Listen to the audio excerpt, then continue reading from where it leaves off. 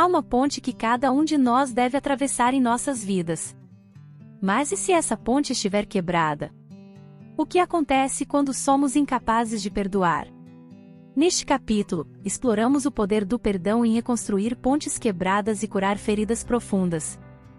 Aquele que não pode perdoar destrói a ponte sobre a qual ele mesmo tem de passar. George Herbert. Capítulo 7. Um ato nada natural.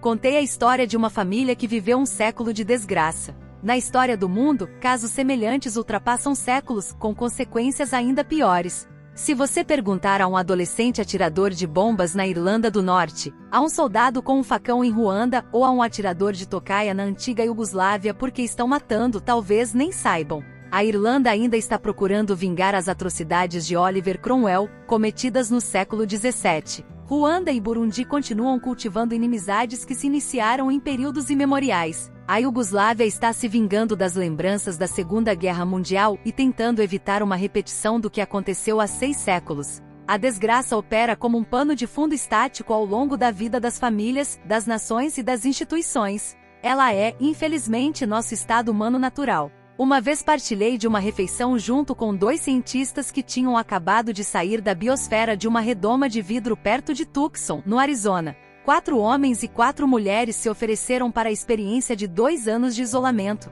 Todos eram cientistas perfeitos, todos eram preparados e tinham passado por testes psicológicos, e todos tinham entrado na biosfera completamente esclarecidos a respeito dos rigores que enfrentariam enquanto estivessem excluídos do mundo lá fora. Os cientistas me contaram que logo nos primeiros meses os 8 bionautas haviam se separado em 2 grupos de 4 e durante os meses finais da experiência, esses 2 grupos se recusavam a conversar um com o outro. 8 pessoas viveram em uma bolha cortada ao meio por uma parede invisível de não graça. Frank Reed, um cidadão americano que ficou preso como refém no Líbano, revelou, quando solto, que não falará com um de seus companheiros reféns durante diversos meses por causa de uma pequena discussão. O detalhe é que a maior parte do tempo, os 2 reféns estavam acorrentados um ao outro. A falta de graça provoca rachaduras entre mãe e filha, pai e filho, irmão e irmã, entre cientistas, prisioneiros, tribos e raças. Quando abandonadas, as rachaduras se alargam, e para os abismos resultantes da não-graça, há apenas um remédio: a frágil ponte de corda do perdão.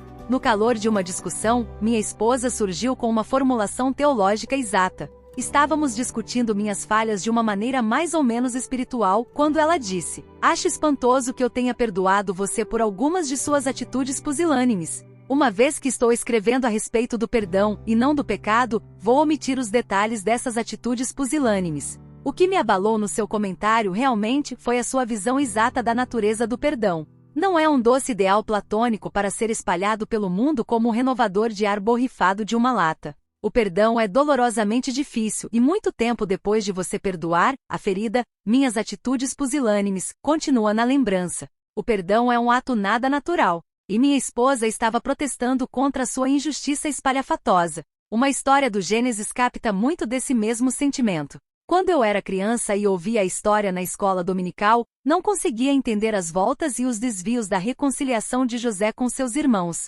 Em um momento José agia com rudeza, jogando seus irmãos na prisão. A seguir parecia estar sobrepujado pela tristeza, para sair da sala e debulhar-se em lágrimas como um bêbado. Ele foi ardiloso com os irmãos, escondendo dinheiro em seus sacos de mantimentos, mantendo um deles como refém, acusando o outro de roubar o seu copo de prata. Durante meses, talvez anos, essas intrigas prolongaram-se até que finalmente José não aguentou mais. Convocou seus irmãos e dramaticamente os perdoou. Agora vejo esta história como uma descrição realista do ato nada natural do perdão. Os irmãos que José lutou para perdoar foram exatamente os mesmos que o haviam maltratado, que tinham armado planos para matá-lo, que o haviam vendido como escravo. Por causa deles ele havia passado os melhores anos de sua juventude mofando em uma prisão egípcia. Mesmo tendo triunfado na adversidade e mesmo desejando de todo o seu coração perdoar aqueles irmãos, não conseguia fazer isso. A ferida ainda doía muito. Veja o texto de Gênesis 42 a 45 como a maneira de José dizer: "Acho espantoso que eu lhes perdoe pelas atitudes pusilânimes que vocês tiveram." Quando a graça finalmente irrompeu sobre José, o som de sua tristeza e amor fizeram eco através do palácio. Que gemidos são esses? O ministro do rei está doente? Não, a saúde de José vai bem. Era o som de um homem perdoando. Por trás de cada ato de perdão jaz uma ferida de traição, e a dor de ser traído não se desvanece facilmente. Leão Tolstói achou que iniciaria bem seu casamento permitindo que a noiva adolescente lesse seus diários, que registravam com sensacionais detalhes todas as suas brincadeiras sexuais. Ele não queria guardar segredos para Sônia, queria iniciar um casamento com ficha limpa, perdoado. Em vez disso, a confissão de Tolstói semeou as sementes de um casamento que seria sustentado com vídeos do ódio, e não de amor. Quando ele me beija, estou sempre pensando, eu não sou a primeira mulher que ele amou, escreveu Sônia Tolstói em seu diário. Alguns impulsos adolescentes do marido ela conseguia perdoar, mas não o caso com Aksínia, uma mulher camponesa que continuou trabalhando na propriedade de Tolstói. Um dia destes eu me mato por ciúmes, Sônia escreveu depois de ver o filho de 3 anos de idade da camponesa, a imagem exata do seu marido. Se eu pudesse matá-lo, Tolstói, e criar uma pessoa nova exatamente como ele é agora, eu o faria alegremente. Outra anotação no diário datada de 14 de janeiro de 1909. Ele gosta daquela prostituta camponesa com um forte corpo de fêmea e pernas queimadas de sol. Ela o atrai tão poderosamente agora como fazia durante todos aqueles anos passados. Sônia escreveu essas palavras quando Aksínia era uma encarquilhada velha de 80 anos. Durante meio século o ciúme e a falta de perdão a deixaram cega, no processo de destruir todo o amor pelo marido. Contra um poder tão maligno, que chance tem a reação cristã? O perdão é um ato nada natural. Sônia Tolstói, José e minha esposa expressaram essa verdade como por instinto. Todos nós já sabemos o que todo escolar aprende. Quem é alvo do mal com mal vai revidar. W. H. Auden, que escreveu essas linhas, entendeu que a lei da natureza não admite perdão. Os esquilos perdoam os gatos que correm atrás deles pelas árvores acima, ou os golfinhos perdoam os tubarões por comerem seus companheiros de folguedos. O mundo aqui fora é de um devora ao outro e não de um perdoa ao outro. Quanto à espécie humana, nossas maiores instituições, financeiras, políticas e até mesmo as esportivas, funcionam com o mesmo princípio inexorável. Um treinador nunca anuncia, vocês estão realmente acabados, mas por causa de seu bom comportamento digo que vocês vão ganhar. Ou que nação reage a seus beligerantes vizinhos com a proclamação, vocês estão certos, nós violamos suas fronteiras. Por favor, perdoem-nos. O próprio sabor do perdão parece, de alguma forma, errado. Mesmo quando cometemos um erro, queremos retornar a simpatia da parte injuriada. Preferimos rastejar de joelhos, chafurdar, fazer penitência, matar um cordeiro, e a religião com frequência nos obriga a isso. Quando o imperador Henrique IV do Santo Império Romano decidiu buscar o perdão do Papa Gregório VII em 1077, permaneceu descalço por 3 dias na neve do lado de fora do aposento papal na Itália. Provavelmente, Henrique voltou para casa satisfeito, usando as cicatrizes provocadas pelo congelamento como estigma do perdão. Apesar de já termos ouvido uma centena de sermões a respeito do perdão, não perdoamos facilmente, nem somos facilmente perdoados. Descobrimos que o perdão é sempre mais difícil do que os sermões o fazem parecer, escreve Elizabeth O'Connor. Acalentamos feridas, percorremos longas distâncias para racionalizar nosso comportamento, perpetuarmos nossas brigas familiares, nos punir e punirmos aos outros, e fazemos tudo isso para fugir desse ato antinatural. Em uma visita a Bath na Inglaterra, vi uma reação muito normal para a ofensa. Nas ruínas romanas que ali se encontram, os arqueólogos descobriram várias maldições, escritas em latim e gravadas sobre placas de estanho ou bronze.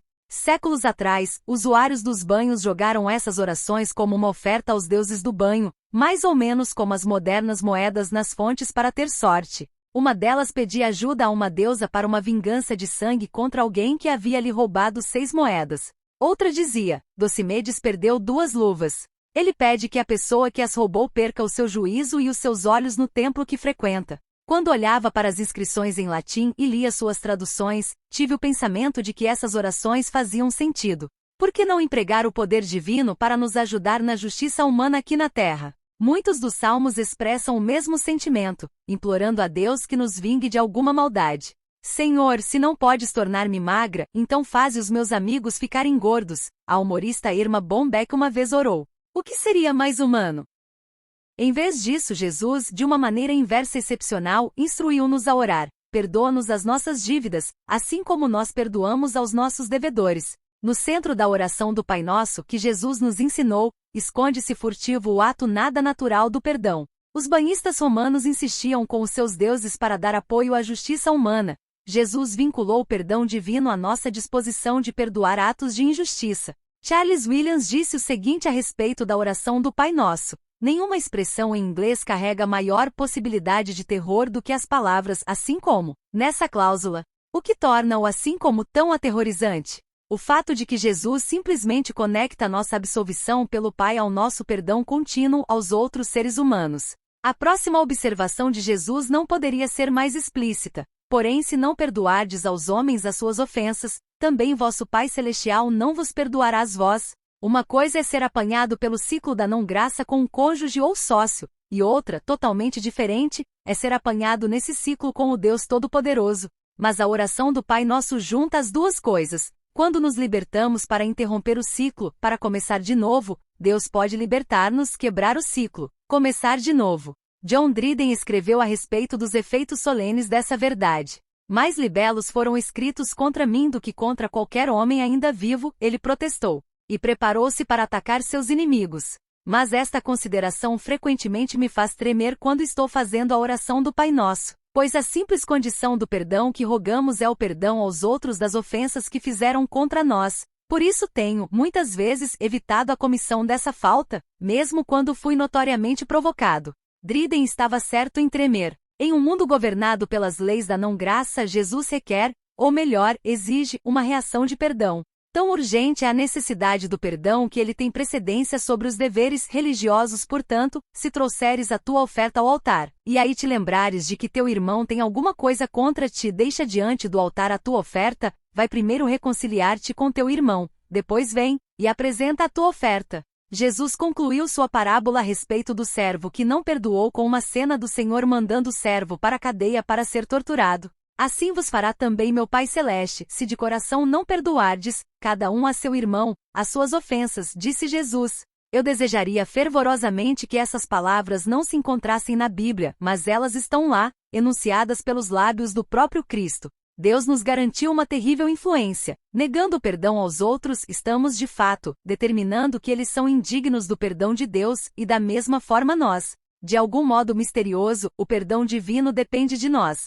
Shakespeare colocou o perdão em O Mercador de Veneza da seguinte maneira: como esperas tu misericórdia, não concedendo nenhuma? Tony Campolo, às vezes, pergunta aos estudantes das universidades seculares o que eles sabem a respeito de Jesus. Conseguiriam eles lembrar-se de alguma coisa que Jesus disse? Quase sempre respondem: amar os inimigos. Mais do que qualquer outro ensinamento de Cristo, esse se destaca para o descrente. Tal atitude não é natural, talvez seja absolutamente suicida. Já é difícil perdoar nossos irmãos como José fez, quanto mais os inimigos. A gangue de bandidos da outra rua? Os terroristas? Os traficantes que envenenam nossa nação? Muitos éticos preferem concordar com o filósofo Immanuel Kant, que argumentou que uma pessoa deve ser perdoada somente quando merece. Mas o próprio termo perdoar contém a palavra doar exatamente como a palavra pardon, que contém o termo donut e que significa doação. Assim como a graça, o perdão também traz em si a enlouquecedora qualidade de ser não merecido, sem mérito, injusto.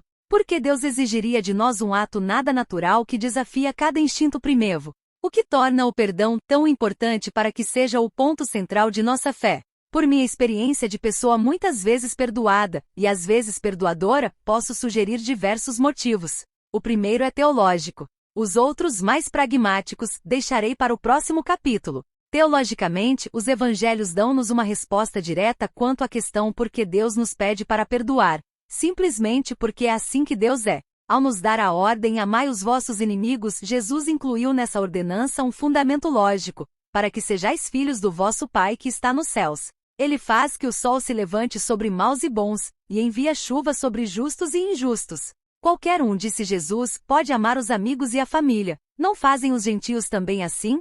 Filhos e filhas do Pai são chamados para obedecer a uma lei mais elevada a fim de que se pareçam com o Pai perdoador. Somos chamados para ser iguais a Deus, para carregarmos a semelhança da família divina. Lutando com a ordem de amar os inimigos, enquanto estava sendo perseguido na Alemanha nazista, Dietrich Bonhoeffer finalmente concluiu que esta é a própria qualidade peculiar, extraordinária, fora do comum que diferencia um cristão das outras pessoas. Mesmo quando trabalhava para solapar o regime, ele obedecia à ordem de Jesus para orar por aqueles que o perseguiam. Bonhoeffer escreveu: Por meio da oração vamos até o nosso inimigo, ficamos do seu lado e intercedemos por ele com Deus. Jesus não prometeu que quando abençoarmos os nossos inimigos e lhes fizermos o bem eles não abusarão de nós nem nos perseguirão. Certamente eles o farão. Mas nem isso pode nos ferir ou vencer, quando oramos por eles. Estamos fazendo vicariamente o que eles não podem fazer por si mesmos. Por que Bonhoeffer lutava para amar os seus inimigos e orar pelos seus perseguidores? Ele tinha apenas uma resposta: Deus ama os seus inimigos. Essa é a glória do seu amor, como cada discípulo de Jesus sabe. Se Deus perdoou nossas dívidas, como não fazer o mesmo? Mais uma vez a parábola do servo que não perdoou me vem à mente. O servo tinha todo o direito de sentir a falta dos poucos dólares que seu companheiro lhe devia. Pelas leis da justiça romana, tinha o direito de jogar o companheiro na cadeia. Jesus não argumentou a respeito da perda pessoal do servo, mas antes destacou a perda contra o Senhor, Deus que já havia perdoado o servo em diversos milhões de dólares. Apenas a experiência de sermos perdoados torna possível perdoarmos os outros. Tive um amigo, já falecido, que trabalhou na Universidade de Wheaton por muitos anos, durante os quais ouviu milhares de mensagens devocionais. Muitas dessas mensagens se desvaneceram em um borrão de esquecimento. Outras, porém, se destacaram. Particularmente, ele gostava de recontar a história de Sam Moffat, um professor do seminário de Princeton, que serviu como missionário na China. Moffat contou aos estudantes de Wheaton uma história comovente de sua fuga dos perseguidores comunistas. Eles tomaram sua casa e todas as suas posses, queimaram as instalações missionárias e mataram alguns dos seus amigos mais chegados. A própria família de Moffat quase não escapou. Quando ele saiu da China, levou consigo um profundo ressentimento contra os discípulos do presidente Mao, um ressentimento que se disseminou por metástase dentro dele. Finalmente, ele disse aos estudantes de Wheaton que havia enfrentado uma singular crise de fé. Eu percebi, confessou Moffat, que se não perdoasse os comunistas não teria mais nenhuma mensagem para pregar. O Evangelho da Graça começa e termina com o perdão. E as pessoas escrevem canções com títulos como Maravilhosa Graça apenas por um motivo. A graça é a única força do universo suficientemente poderosa para quebrar as cadeias que escravizam gerações. Apenas a graça derrete a não graça. Participei de uma reunião num fim de semana com 10 judeus, 10 cristãos e 10 muçulmanos. O dirigente do encontro era o escritor e psiquiatra M. Scott Peck. Ele esperava que a reunião pudesse acabar em alguma espécie de comunidade ou, pelo menos, dar início à reconciliação, nem que fosse em uma escala menor, entre os participantes. Não funcionou. Agressões físicas quase irromperam entre aquelas pessoas educadas, sofisticadas. Os judeus falavam de todas as coisas horríveis que lhes foram feitas pelos cristãos. Os muçulmanos falavam de todas as coisas horríveis que lhes foram feitas pelos judeus. Nós, cristãos, tentávamos falar de nossos próprios problemas, mas eles empalideciam em contraste com o Holocausto e as dificuldades dos refugiados palestinos. Por isso ficamos principalmente nas laterais, ouvindo os outros dois grupos falando das injustiças da história. Em determinado momento, uma mulher judia eloquente, que fora ativa em tentativas anteriores para a reconciliação com os árabes, voltou-se para os cristãos e disse: Creio que nós, judeus, temos muito a aprender com vocês, cristãos, a respeito do perdão. Não vejo outro caminho para solucionar alguns dos conflitos. Mas ainda acho muito injusto perdoar injustiças. Fico presa entre o perdão e a justiça. Lembrei-me desse fim de semana quando li as palavras de Helmut Thielicke, um alemão que viveu os horrores do nazismo. Essa questão de perdoar não é de maneira nenhuma uma coisa simples. Nós dizemos: muito bem, se o outro se arrepender e pedir o meu perdão, eu lhe perdoarei, eu desistirei. Fazemos do perdão uma lei de reciprocidade. E isso não funciona nunca. Pois então, ambos dizemos a nós mesmos: o outro tem de tomar a iniciativa. Daí, fico observando como um gavião para ver se o outro vai sinalizar-me com os olhos ou se posso detectar alguma pequena indicação entre as linhas de sua carta que demonstre que está arrependido. Eu estou sempre pronto a perdoar, mas nunca perdoo. Eu sou justo demais. O único remédio, Thielicke concluiu, era a percepção de que Deus havia perdoado seus pecados e lhe dado outra oportunidade, a lição da parábola do servo que não perdoou. Quebrar o ciclo da não-graça significa tomar iniciativa. Em vez de esperar que o seu próximo faça o primeiro movimento, Thielicke teve de fazer isso, desafiando a lei natural da retribuição e da justiça. Ele o fez apenas quando percebeu que a iniciativa de Deus estava no coração do evangelho que ele estivera pregando, mas não praticando. No centro das parábolas de Jesus a respeito da graça está um Deus que toma a iniciativa em nossa direção, um pai doente de amor que corre para se encontrar com o filho pródigo, um senhor que cancela uma dívida grande demais para o servo reembolsar, um empregador que paga aos trabalhadores da 11ª hora o mesmo que pagou ao pessoal da primeira hora, um anfitrião que sai pelas estradas e caminhos à procura de convidados que não merecem o banquete. Deus despedaçou a inexorável lei do pecado e da retribuição invadindo a terra com o seu amor. Ao observar o pior que tínhamos para oferecer, enviou-nos Jesus, o seu próprio Filho, e mediante a crucificação de Cristo, fez então desse ato cruel o remédio para a condição humana. O Calvário desfez o impedimento entre a justiça e o perdão. Aceitando sobre o seu ser inocente todas as severas exigências da justiça, Jesus quebrou para sempre a corrente da não-graça. Assim como Helmut Tillich, com demasiada frequência eu escorrego de volta para uma luta olho por olho, dente por dente que fecha com força a porta do perdão. Por que eu teria de dar o primeiro passo? Fui ofendido. Por isso não me mexo e por causa dessa minha posição, aparecem rachaduras nos meus relacionamentos que pouco a pouco se alargam. Com o tempo, essas rachaduras transformam-se em um abismo que parece impossível de transpor. Fico triste, mas raramente aceito a culpa.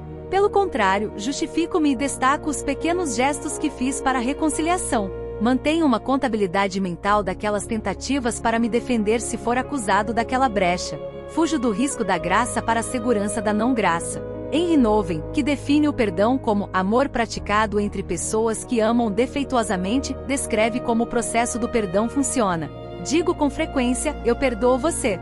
Mas mesmo quando digo essas palavras, meu coração continua zangado ou ressentido. Ainda quero ouvir a história que me diz que eu estava certo, afinal de contas. Ainda quero ouvir pedidos de desculpas e justificativas. Ainda quero ter a satisfação de receber algum louvor em troca, pelo menos o louvor de ser tão perdoador. O perdão de Deus, contudo, é incondicional. Ele vem de um coração que não exige nada para si mesmo, um coração que está completamente vazio de interesses próprios. É o perdão divino que tenho de praticar em minha vida diária. Ele me convoca para continuar passando por cima de todos os meus argumentos que dizem que o perdão é loucura, doentio e impraticável. Ele me desafia a passar por cima de toda a minha necessidade de gratidão e elogios.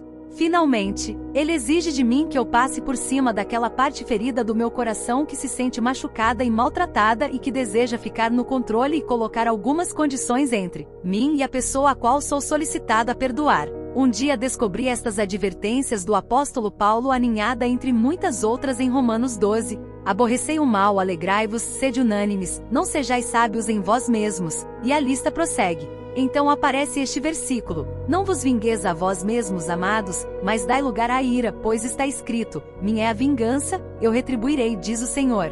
Finalmente entendi, em última análise, o perdão é um ato de fé. Perdoando outra pessoa, estou confiando que Deus é um juiz melhor do que eu. Perdoando, abandono meus próprios direitos de me vingar e deixo toda a questão da justiça nas mãos divinas. Deixo nas mãos de Deus a balança que deve pesar a justiça e a misericórdia. Quando José finalmente chegou ao ponto de perdoar seus irmãos, a dor não desapareceu, mas o fardo de ser o juiz se desfez. Embora o mal não desapareça quando perdoo, ele perde o seu poder sobre mim e é assumido por Deus, que sabe muito bem o que fazer. Tal decisão envolve risco, naturalmente. O risco de Deus não lidar com a pessoa como eu gostaria. O profeta Jonas, por exemplo, ressentiu-se porque Deus foi mais misericordioso do que os ninivitas mereciam. Eu nunca achei que o perdão é fácil, e raramente o considero completamente satisfatório. As injustiças importunas continuam, e as feridas ainda doem. Tenho de me aproximar de Deus repetidas vezes, entregando a Ele os resíduos do que pensava ter-lhe entregue há muito tempo. Ajo dessa forma porque os evangelhos tornam clara a conexão. Deus perdoa minhas dívidas como eu perdoo meus devedores. O inverso também é verdadeiro. Apenas vivendo na correnteza da graça de Deus encontrarei forças para reagir com graça para com os outros. Um cessar-fogo entre os seres humanos depende de um cessar-fogo com Deus. Que possamos aprender a perdoar e a construir pontes em vez de derrubá-las. Obrigado por assistir a este trecho de A Maravilhosa Graça. E se deseja explorar mais sobre esse tema inspirador, clique no link abaixo para adquirir o livro completo A Maravilhosa Graça de Philip Yancey. O poder transformador do perdão aguarda por você.